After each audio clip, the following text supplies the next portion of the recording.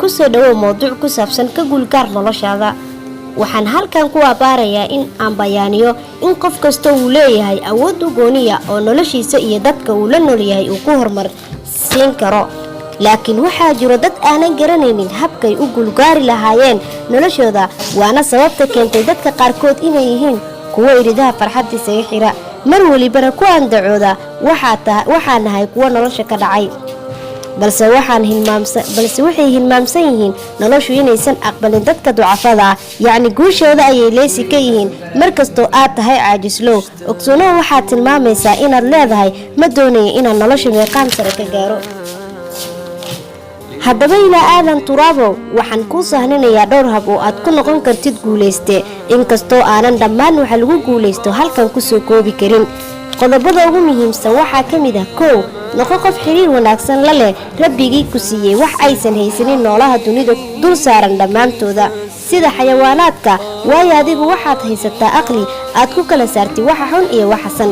intaa waxaa kuu dheer, dunida ayaaba amiir lagaaga dhigay maxaa yeelay waad karaamaysan tahay. taasina micnaheeda maahan inaad noqotid qof wuxuu doonay iska samaystaa, balse waa inaad garowsataa inaad tahay addoon Rabbi, dunidana aadan ka dabacaranin ee aad u shaqaysataa guriga asalka, yacni aakhiro. 2. himilo cad. waxaan isweydiin lahayn qof kasta oo noloshiisa ka guulgaaray in uu lahaa hadaf uu bartilmaamaysto. haddaba marka aad ogaatid qofka aad tahay iyo sababta aad u nooshahay, waxaa lama huraana iyadana inaad ogaatid waxa aad doonayso ama aad rabtid inaad dunidani ka guulgaadhid. 3. أنت السبيل داوي العليل ثبت فؤادي فلا يميل كن للدواء أنسا آمن. 3. maareynta waqtiga. guushiya waqtiga waxaa ka dhaxeeya farqi aad u weyn, maxaa yeelay waqtiga oo ka marin habaaba waxay ka mid tahay guuldarada. waxaa jiro 2 nimco oo Ilaahay uu ku manaystay aadanihiisa ama adoonadiisa, balse dadka qaarkood aysan ka faa'iideysan, waana waqtiga iyo caafimaadka. waqtiga oo ku jadwalaysanna waa noloshaada oo aad ka guulgaadhay.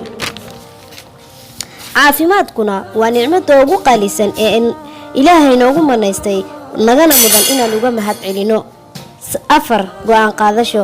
haddaba kani waa qodob muhiim ah, haddii aad xajin weysana si aad guul ku gaartaa way adag tahay, ee yeelo go'aan aad si fiican uga fikirtay kadibna ku dhaqaaq.